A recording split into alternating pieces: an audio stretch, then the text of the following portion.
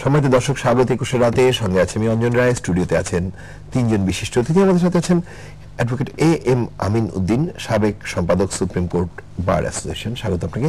আমাদের সাথে আছেন অধ্যাপক প্রফেসর ডক্টর নাজমুল হাসান কলিমুল্লাহ, উপাচার্য বেগম রোকেয়া বিশ্ববিদ্যালয় এবং জানিপব জাতীয় নির্বাচন পর্যবেক্ষণ পরিষদের প্রধান। আমাদের সাথে আছেন আওয়ামী লীগ নেতা রাশেক রহমান। স্বাগত আপনাকেও।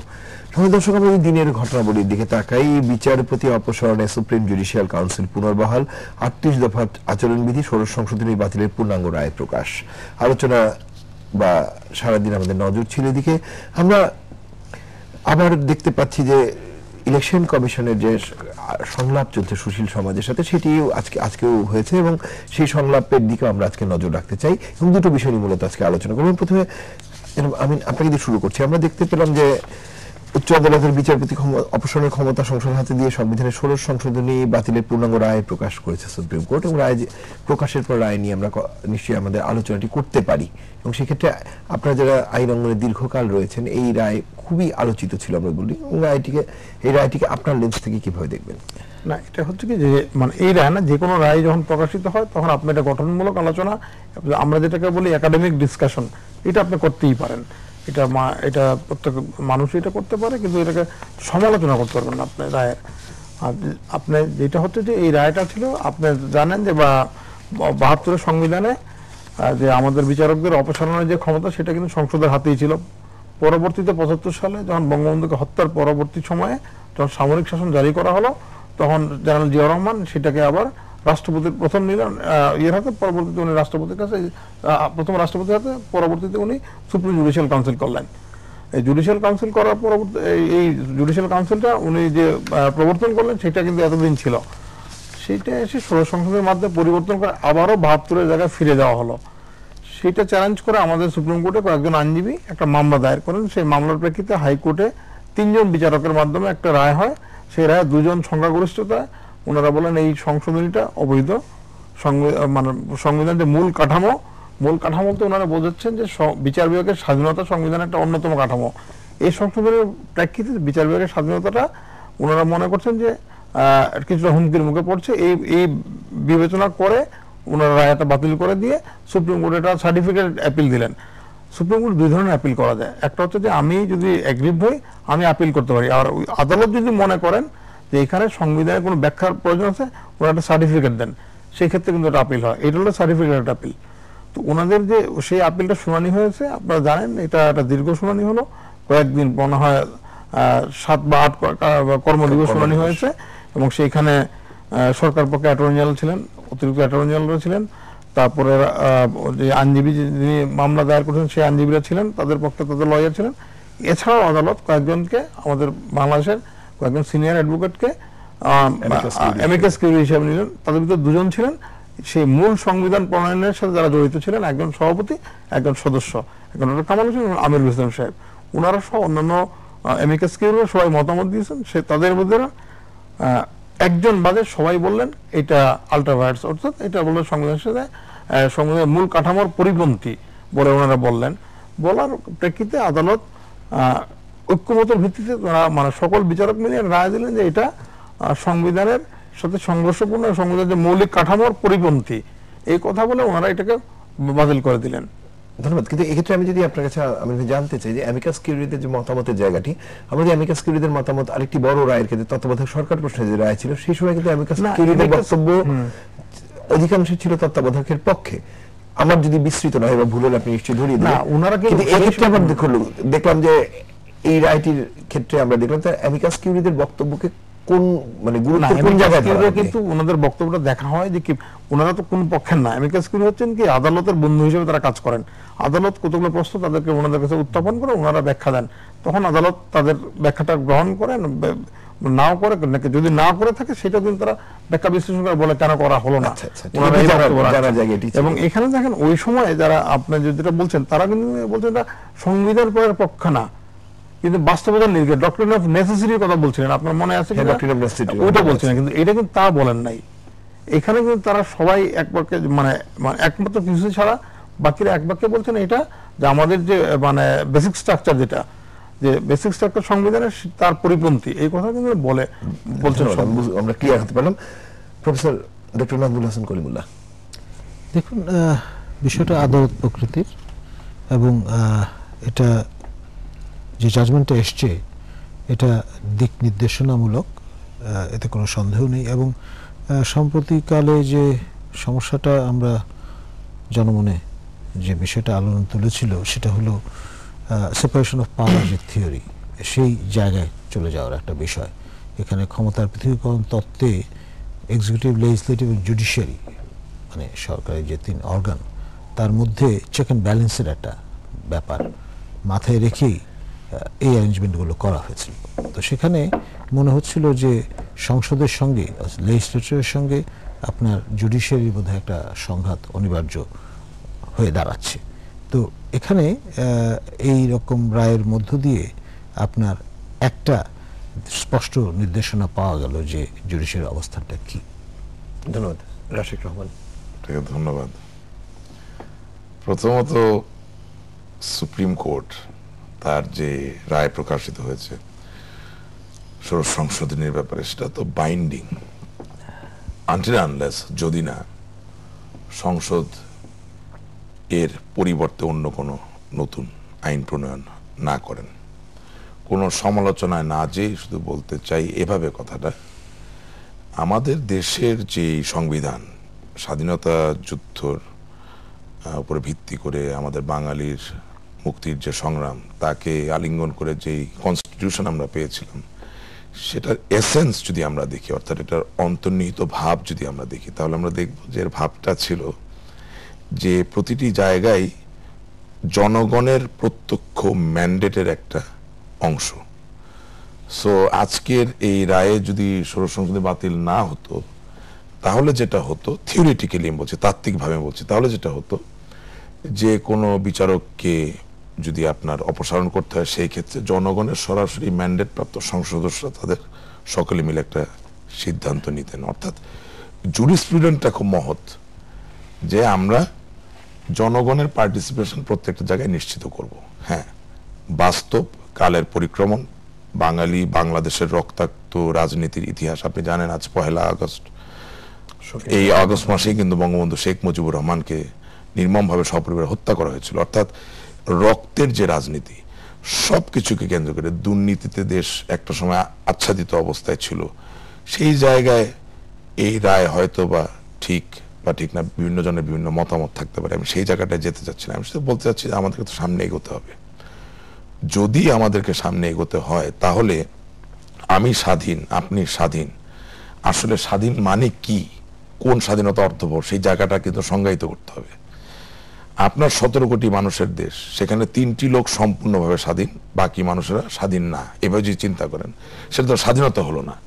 ভৌগোলিক সীমারেখার মাঝে তো স্বাধীনতা সীমাবদ্ধ থাকে না। আমি যেটা বলতে চাচ্ছি যে যেই স্বাধীনতাও একটা সীমা থেকে যায়, যেই সীমাটা কোনো অমঙ্গল করা থেকে আপনাকে রহিত করতে পারে, সেটাই সত্যিকার স্বাধীনতা। এবং যেই স্বাধীনতা সকলের জন্য মঙ্গল আনতে পারে, সেটাই সত্যিকার স্বাধীনতা। সুতরাং আপনি লেজিসলেচার বলুন, এক্সিকিউটিভ বলুন, আপনি জুডিশিয়ারি বলুন, প্রত্যেকটি জায়গার যে স্বাধীনতা থাকবে, আগামী দিনের আধুনিক বাংলাদেশের জন্য স্বাধীনতাটাকে কিভাবে আমরা সংজ্ঞায়িত করবো, সেই জায়গাটা আমাদেরকে আসতে হবে। এখন শিওরলি মানুষের একটা অদম্য কামনা আছে, আমরা দেখতে চাই বিচার ব্যবস্থা স্বাধীন। আমি মনে করি বিচার ব্যবস্থা স্বাধীন হওয়ার পথে আমরা অনেক দূর এগিয়ে গেছি, আরো অনেক দূর যাব। একই সাথে সংসদের স্বাধীনতার কিছু ইস্যু আছে, সেগুলো নিয়েও কাজ করার ব্যাপার আছে।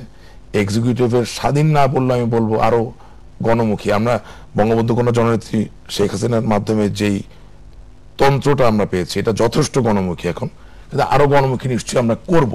কিন্তু আমাদের কাছে যে ডিগ্রিটা, কোন পরিমাণ পর্যন্ত আমি স্বাধীন থাকব, কোন পরিমাণ পর্যন্ত আমি স্বতন্ত্র থাকব, কোন পরিমাণ পর্যন্ত আমি নিজের সিদ্ধান্তই শুধু নিজে নিতে পারবো, সেই সীমাটা হয়তোবা একটা উচ্চতর জায়গা থেকে এক সময় গিয়ে আমাদের ঠিক করতে হবে। এই রায় নিঃসন্দেহে আগামী দিনে এই দেশের শাসনতন্ত্র বলুন, রাজনীতির বুনন করা নকশিকাতাই বলুন, প্রত্যেকটা জায়গায় একটা ভূমিকা তো রাখবে, এটা রেফারেন্স হিসেবে কাজ করবে। এখন এই রায় ঘোষিত হওয়ার পরে আমাদের দেশের সাংসদ, সংসদ এবং বিভিন্ন রাজনৈতিক স্টেক হোল্ডার যারা আছেন, তারা কি সিদ্ধান্ত নেবে সেটা দেখার একটা ব্যাপার রয়ে যায়। তবে আমি ব্যক্তিগতভাবে, সমালোচনা না করি বলছি, ব্যক্তিগতভাবে মনে করি এই দেশ যেই সংবিধানকে প্রথম ধারণ করেছে, অর্থাৎ প্রথম 72-এর সংবিধান, আমার কাছে মনে হয় সেটা সত্যিকার অর্থে একটা মানবিক সংবিধান ছিল, সেটা সত্যিকার অর্থে একটা বৈশ্বিক সংবিধান ছিল, এবং এটা সত্যিকার অর্থেই পৃথিবীর একটা অন্যতম অনন্য সংবিধান ছিল। এবং সেই সংবিধানের অন্তর্নিহিত যে অংশটা, সেটা আজকে হয়তো বাতিল হয়ে গেল। এটা আমার ব্যক্তিগত, আমরা আরেক প্রসঙ্গে যাব, বাট সর্বোচ্চ আদালত যা বলবেন সেটা সেটি মান্য। ধন্যবাদ। আমি আরেকটি বিষয়ে আপনার কাছে জানাবো, আমি জানতে চাই, তারপরে চলে আসবো আমাদের দ্বিতীয় আলোচনায়। সুপ্রিম কোর্টের বিচারপতিদের 38 দফা আচরণ বিধি প্রণয়ন করা হয়েছে পূর্ণাঙ্গ রায়, যার ভিতরে আমরা দেখতে পাচ্ছি কোনো বিচারপতি গণমাধ্যমে কথা বলতে পারবেন না, প্রধান বিচারপতি নির্দেশ দিলে সম্পদের হিসাব দিতে বাধ্য থাকবেন, সেই সঙ্গে বিচারপতিদের রাজনৈতিক বক্তব্য থেকে বিরত থাকতে হবে।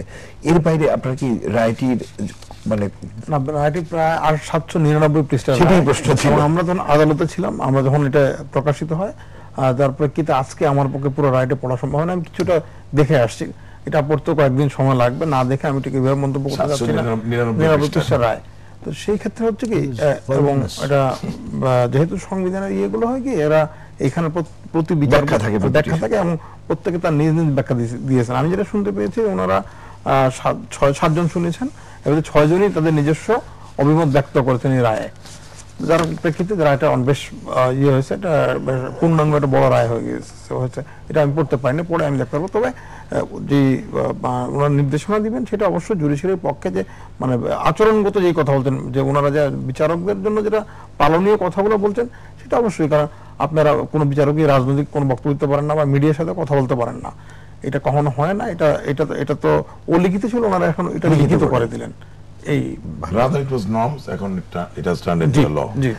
অধ্যাপক কলিমুল্লাহ, আমরা প্রসঙ্গান্তরে যাই। এমনি সুশীল সমাজের সঙ্গে নির্বাচন কমিশনের সংলাপ চলছে, প্রথম দিনের সংলাপে আপনি ছিলেন, এবং এই সংলাপে আপনারা ছিলেন এবং আপনারা গণমাধ্যমকে জানিয়েছেন, এবং এই যে সংলাপটি শুরু হওয়া বা এই সংলাপটি যে চলমান সংলাপ, এটিকে আপনি আপনার মূল্যায়নের জায়গা থেকে কিভাবে দেখছেন? দেখুন, এর আগে নির্বাচন কমিশন যথেষ্ট হোমওয়ার্ক করেছেন, মাঠে গেছেন, স্থানীয় সরকার প্রতিষ্ঠানের বিভিন্ন নির্বাচন তদারক করেছেন, এবং এর ফাঁকে ফাঁকে আপনার খসড়া তৈরি করেছেন রোডম্যাপের। তাই কমিশন বৈঠকে চূড়ান্তকরণ করার পর সেটা আনভেইল করেছেন আমাদের জনসমক্ষে, এবং তারপরে প্রথম পদক্ষেপ 7 দফা বা যে পদক্ষেপের তালিকা তারা প্রদান করেছেন, তার মধ্যে একটি হচ্ছে সংলাপ। আপনার সুশীল সমাজ, রাজনৈতিক দল, পর্যবেক্ষক, নারী নেতৃবৃন্দ যারা আছেন, তাদের সঙ্গে এরকম ক্যাটাগরি ধরে ধরে তারা জানান দিয়েছেন যে তারা মত বিনিময় করতে চান, যার যে অভিমত আছে সেগুলো সম্পর্কে শুনে তারা পরবর্তী সিদ্ধান্তে যাবেন। এবং প্রথম আইস ব্রেকিং এক্সারসাইজটা ছিল 31 তারিখে সুশীল সমাজের সঙ্গে। এবং সেক্ষেত্রে আলোচনায় যে আমরা গণমাধ্যমে কিছু রিপোর্ট দেখতে পেয়েছি, এবং সেক্ষেত্রে আপনাদের প্রস্তাবের জায়গাগুলো আপনাদের কি ছিল?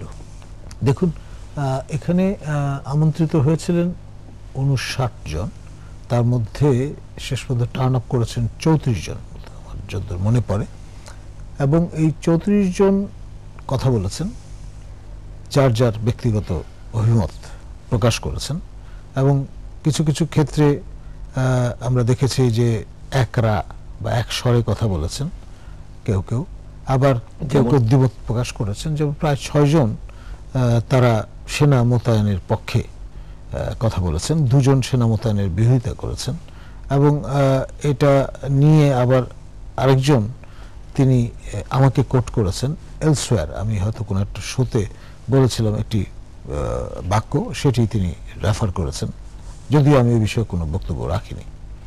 আমি সংশ্লিষ্ট টক শোতে বলেছিলাম সেনা প্রীতি এবং সেনা ভীতি কোনটি কাম্য নয়, সে বিষয়টি তিনি নিয়ে এসেছিলেন ফরফ্রন্টে, এবং এ নিয়ে যথেষ্ট সরেস আলোচনা জমে উঠেছিল। আর আপনার না ভোটের যে বিষয়টি, সেটা নিয়ে প্রচুর আলোচনা হয়েছে, এবং কেউ কেউ বলতে চেষ্টা করছিলেন যে না ভোটের প্রভিশন যদি থাকতো, তাহলে আপনার গত 10ম সংসদ নির্বাচনে বিনা প্রতিদ্বন্দ্বিতায় 153 থেকে 54 জন সংসদ সদস্য নির্বাচিত হতে পারতেন না, কারণ না ভোট ইটসেলফ একটি পক্ষ। আপনার একটা পক্ষ হিসেবে ট্রিটেড হতো। তখন থেকে বলা যেত না যে বিনা প্রতিদ্বন্দ্বিতায় এরা মাঠ খালি পেয়ে নির্বাচিত হয়ে গেছেন। রাশেদ রহমান। না ভোটটা তো খুব জরুরি এই কারণে যে আগামী দিনে প্রার্থী বাছাইয়ের ক্ষেত্রে গুণগত মানের একটি বহিঃপ্রকাশ কিন্তু না ভোট বটে। অর্থাৎ আপনি কোন একটি দল থেকে আপনি একজন প্রার্থী দিতেই পারেন, কিন্তু আমি যদি মনে করি যে এই ব্যক্তি কোনো রাজনৈতিক দল অথবা কোনো ব্যক্তি বা জনপদের প্রতিনিধি হওয়ার মতো যোগ্যতাই রাখেন না, তাহলে বীতশ্রদ্ধ হয়ে আমি না দিব, এবং এটা আগামী দিনে আমলে নেওয়া হবে যাতে করে আরো উন্নত মানের গ্রহণযোগ্য প্রার্থীতা আসে। সো না ভোটে আমি কোনো সমস্যা দেখি না। আমি মূলত আগামী নির্বাচনে ছোট কয়েকটি সমস্যা দেখি, যেটি ছাড়া যে স্বাধীনতা নিয়ে আমরা কথা বলছি সেই স্বাধীনতা কিছুটা হলো খর্ব হয়। যেমন ধরেন, আপনি জানবেন যে যদিও আওয়ামী লীগ সরকার আপ্রাণ চেষ্টা করছে আগামী দিনে একটি সুষ্ঠু নির্বাচনের আবহ তৈরি করার জন্য, কিন্তু বারবারই বিএনপির পক্ষ থেকে একটি হুমকি আসছে যে তারা নির্বাচনে আসতে বা নাও আসতে পারেন। এটাকে যদি রহিত করতে হয় এবং অবারিত ধারায় মানুষের নির্বাচনে অংশগ্রহণকে যদি নিশ্চিত করতে হয়, তাহলে অবশ্যই বর্তমান আরপিওতে স্বতন্ত্র প্রার্থীদের জন্য যে মোট ভোটার সংখ্যার 1% বাধ্যতামূলক সই নেওয়ার ব্যাপারটা আছে, সেটাকে হয় বাদ দিতে হবে অথবা কমাতে হবে, এবং সেখানে একটা এরর মার্জিন অ্যালাউ করতে হবে। অর্থাৎ আপনি 3 লক্ষ ভোটার সংখ্যা সেখানে 3000-এর জায়গায় হয়তো 1500 সই দিবেন, এবং 1500-এর ভিতর 10% পর্যন্ত ত্রুটি থাকতে পারে, কারণ মানুষ নিয়ে তো কাজ। আমরা তো জাপানে নাই বা মার্কিন যুক্তরাষ্ট্রে। এটি 1। 2 নাম্বার আরপিওতে যে সংশোধনটা আনা অতীব প্রয়োজন, এটা একটু উচ্চতর, একটু টার্সিয়ারি। আমি আশা করি দর্শকরা আমাকে ভুল বুঝবেন না। আপনি জানেন যে হ্যারি এস ট্রুম্যান মার্কিন যুক্তরাষ্ট্রের ভাইস প্রেসিডেন্ট ছিলেন, এবং তৎকালীন রাষ্ট্রপতি মৃত্যুবরণ করার পরে তিনি রাষ্ট্রপতির দায়িত্ব গ্রহণ করেন। আমি সকলের জ্ঞাতার্থে জানাতে চাই যে হ্যারি এস ট্রুম্যান একজন ঋণ খেলাফি দেউলিয়া ব্যক্তি ছিলেন, অথচ তিনি নির্বাচন করেই মার্কিন যুক্তরাষ্ট্রের ভাইস প্রেসিডেন্ট হয়েছিলেন। এই কথা এই কারণে বলছি যে সব ঋণ খেলাফি কিন্তু অন্যায়কারী বা ক্রিমিনাল না, জেনুইন কেসও আছে। সংসদ নির্বাচনের মানেই হচ্ছে একটি জনপদের প্রত্যেকটি শ্রেণী থেকে এর প্রতিনিধিত্ব নিশ্চিত করা হবে। সুতরাং তাঁতি যদি নির্বাচন করতে পারে, ধনী ব্যক্তি যদি নির্বাচন করতে পারেন, তাহলে এই দেশের একজন নাগরিক যিনি অর্থনৈতিকভাবে ঋণগ্রস্ত বলেন, দায়গ্রস্ত বলেন, ক্ষতিগ্রস্ত বলেন, ঋণ খেলাপের সংস্কৃতিতে যারা বিশ্বাসী, না সেই জায়গায় আসছে, একটু আমাকে শেষ করতে দেন।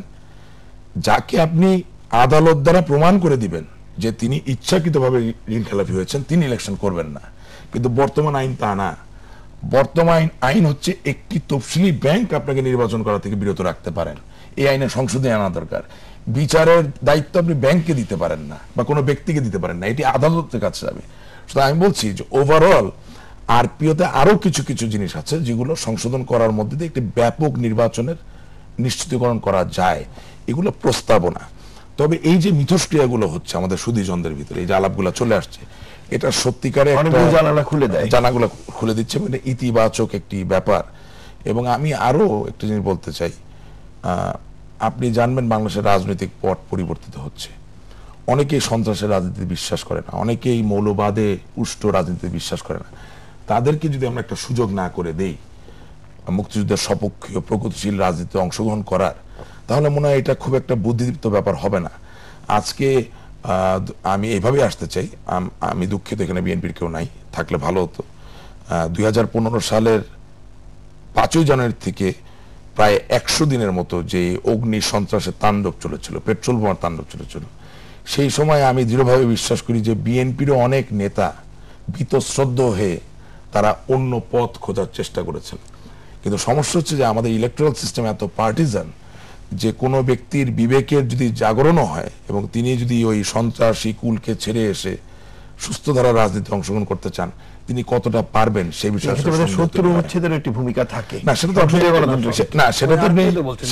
আরপিও আপনি সংসদ সদস্য নির্বাচিত হওয়ার পরে শত্রু অনুচ্ছেদের একটা ব্যাপার থাকে। তবে বাংলাদেশের বর্তমান প্রেক্ষাপটে শত্রু অনুচ্ছেদ প্রয়োজনীয় এই কারণে যে যদি না শত্রু অনুচ্ছেদ না থাকতো, তাহলে স্থিতিশীল নির্বাচনী ফলাফল থাকার পরেও অস্থিতিশীল সরকার আপনি পেয়ে যেতেন একদমই। এবং আমাদের দেশের মতো একটি উন্নয়নশীল দ্রুত গতিতে অগ্রগতির দিকে ধাবমান দেশের জন্য এই ধরনের অস্থিতিশীলতা তৈরি করার সুযোগ থাকা হচ্ছে হুমকি স্বরূপ। ধন্যবাদ। আপনার সাথে ৭০ অনুচ্ছেদের প্রশ্নে আমি সহমত। সম্মানিত দর্শক, যেমনটি থাকে প্রতি রাতে ২১ রাতে, তেমনই নিয়মমাফিক বিরতি প্রত্যাশা ২১ টেলিভিশনের সাথে ২১ রাতের সাথে থাকবেন।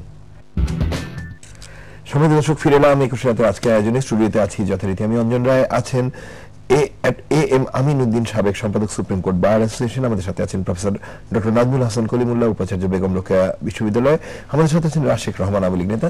যেন আমিন যাওয়ার কথা ছিল আপনার কাছেই, আমরা কথা বলছিলাম, আমরা দুটি বিষয় নিয়ে কথা বলছিলাম। দ্বিতীয় প্রসঙ্গে আমরা ছিলাম বিরতির আগে, যে সুনীল সমাজের সঙ্গে ইলেকশন কমিশনের যে সংলাপ চলছে সেই বিষয়ে কথা হচ্ছিল। জি, আমি পত্রপত্রিকা যেটা দেখলাম, আমার কাছে কতগুলো সুশীল সমাজ বলতে আমরা যারা বুঝি, আমরা মনে করি যারা সমাজের অগ্রসর অংশের মানুষ, তারা সমাজকে একটা সবসময় আলোকবর্তিকা দেখাবে, আলোকবর্তিকা কাজ করবেন, তারা আলো দেখাবেন। কিন্তু পরশুদিনের যে ওনাদের সাথে যে নির্বাচন কমিশন, যেহেতু আজকে আরেকটা দিন হয়ে গিয়েছে, আমি পরশুদিন বলছি যে আলাপ আলোচনা যেটা আমরা পত্রপত্রিকা দেখলাম, এটা কিন্তু আমি খুব প্রচন্ডভাবে হতাশ।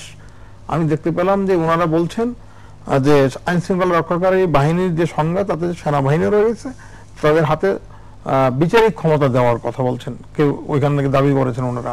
যেটা আজকে দেখলাম মির্জা, ওনার নাম কি, বিএনপির যে মহাসচিব ফখরুল ইসলাম সাহেব, উনি কিন্তু এর সমর্থন করছেন। অর্থাৎ ওনারা কি ওইখানে কোনো পার্টিজান হিসেবে গিয়েছিলেন? আমার তো সেটা মনে হচ্ছে যে ওনাদের এই বক্তব্যগুলো, ওনারা কি দেশের প্রচলিত আইনের বাইরে কথা বলবেন? প্রচলিত আইনে কি রয়েছে? আমাদের যে সিভিল অ্যাডমিনিস্ট্রেশন, তারা কিন্তু প্রয়োজনে ডাকতে পারে সেনাবাহিনীকে, তারা কিন্তু ডাকার ক্ষমতা তাদের আইনেই আছে, এবং তারা কিন্তু কিভাবে কাজ করবে সেটা বলা আছে। আপনি বিচারিক ক্ষমতা কিভাবে দিবেন? তাহলে কি বিচার বিভাগকে আপনি কি কোনো ধরনের আস্থায় নিচ্ছেন না? এই দেশে বিচার করবে কারা? যারা বিচার বিভাগের সাথে আছেন তারা। ওনারা কিভাবে এই কথাগুলো বলেন?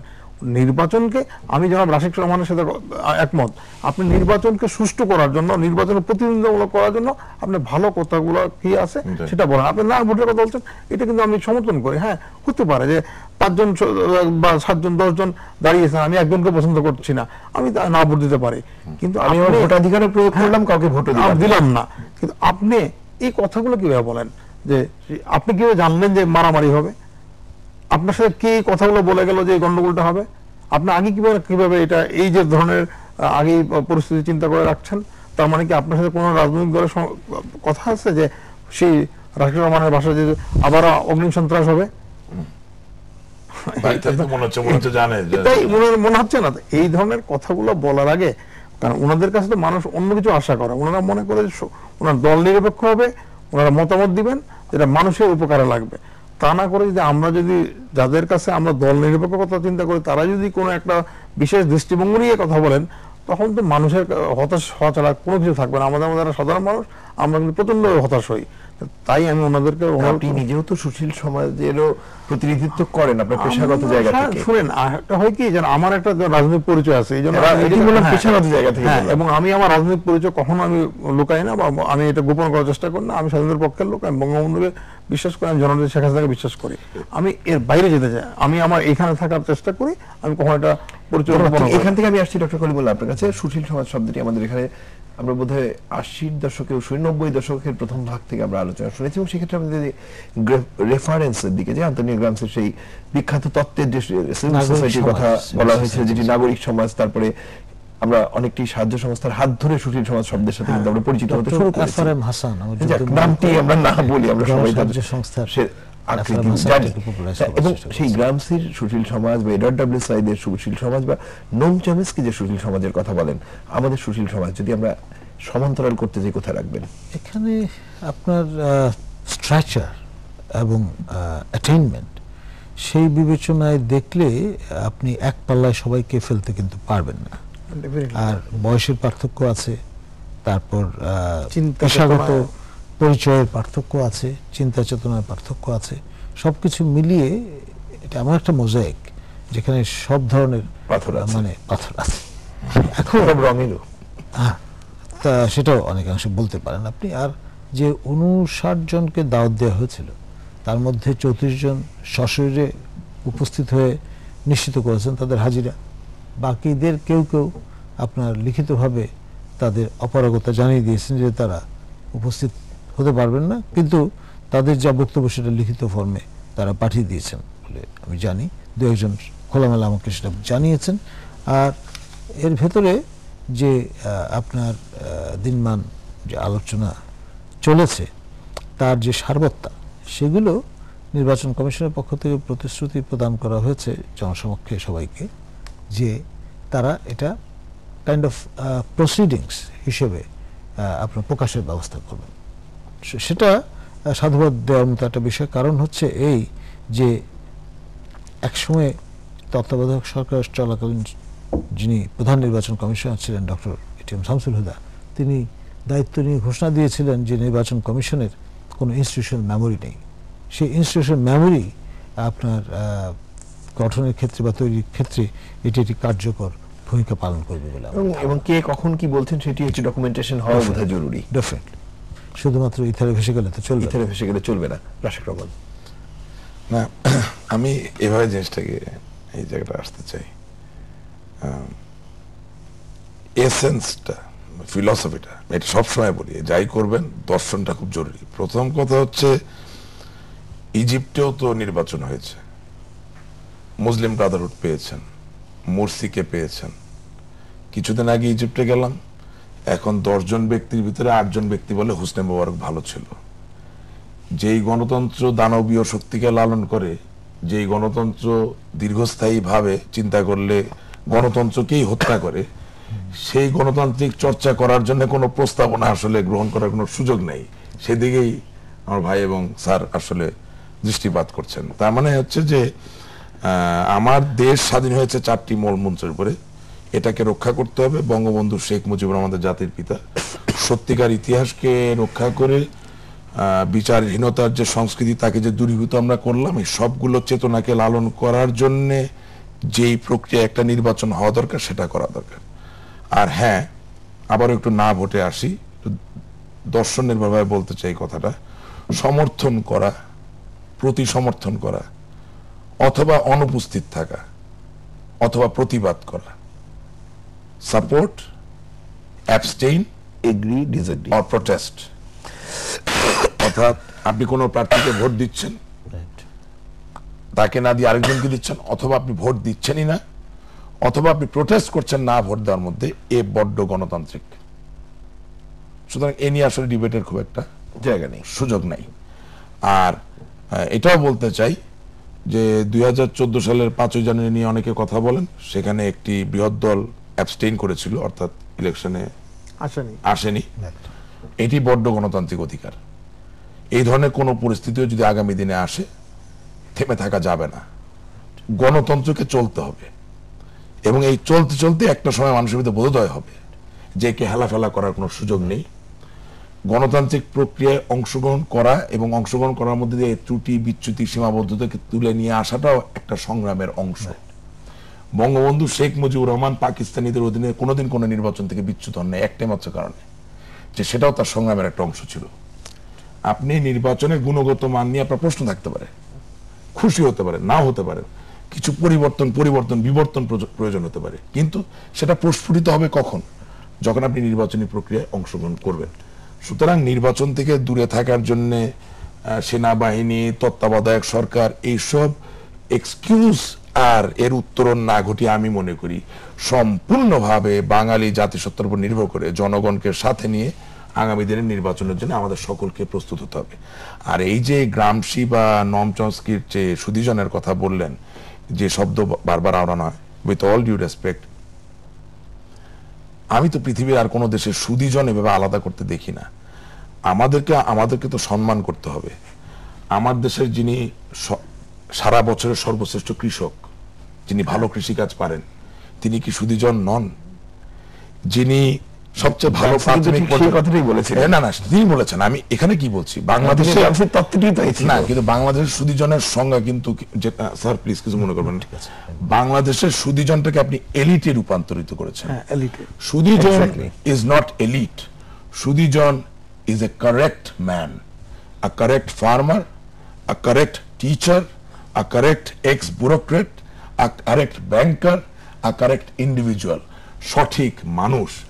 আমি মনে করি সত্যি যদি আপনি বাংলাদেশের মানুষের সত্যিকার মতামতের প্রতিফলন দেখতেই চান, তাহলে আগে ওই স্বাধীনতাকে যেমন আপনি সংজ্ঞায়িত করবেন যে কতটুকু পর্যন্ত স্বাধীনতা, উচ্ছৃঙ্খলা তো তার স্বাধীনতা না, উন্মাদনা তো আর স্বাধীনতা না, ঠিক একইভাবে কিসে আপনি সুদী হবেন সেটা যদি আপনি নির্ণয় না করতে পারেন তাহলে বিভিন্ন রকম বিস্মৃতি, কনফিউশন শেষের দিকে এবং সুদীজন বলে আমি মনে করি নিজেদের ছোট করা ঠিক না, কারণ সামন্তবাদিতাকে পরাস্ত করেই 1971 সাল বঙ্গবন্ধুর বাঙালি বাংলাদেশ, এখানে শ্রেণী বিভাজন করার কোনো সুযোগ নেই, প্রত্যেক শ্রেণীতে একজন করে বা 100 লক্ষ কোটি করে সঠিক মানুষ আছে। আমরা শেষের দিকে 2 মিনিট করে প্রত্যেক কথা বলতে পারবেন জনাব আমিন। আমরা দুটো প্রসঙ্গ নিয়ে শুরু করেছি। দুটো প্রসঙ্গ, যেটা আপনি বলছেন যে বিচার বিভাগ যে রায়টি দিয়েছে, হ্যাঁ সেই রায়টা যদি সরকার যদি মনে করেন যে এই রায়টা সম্বন্ধে আরো তাদের বিচার বিশ্লেষণ প্রয়োজন, তারা কিন্তু রিভিউতে যেতে পারেন পুনর্বিবেচনার জন্য, এবং তখন তাদের এই যুক্তিগুলো তুলে ধরবেন, তখন আদালত কিন্তু রিভিউতে সেটা আবার বিবেচনা করবেন।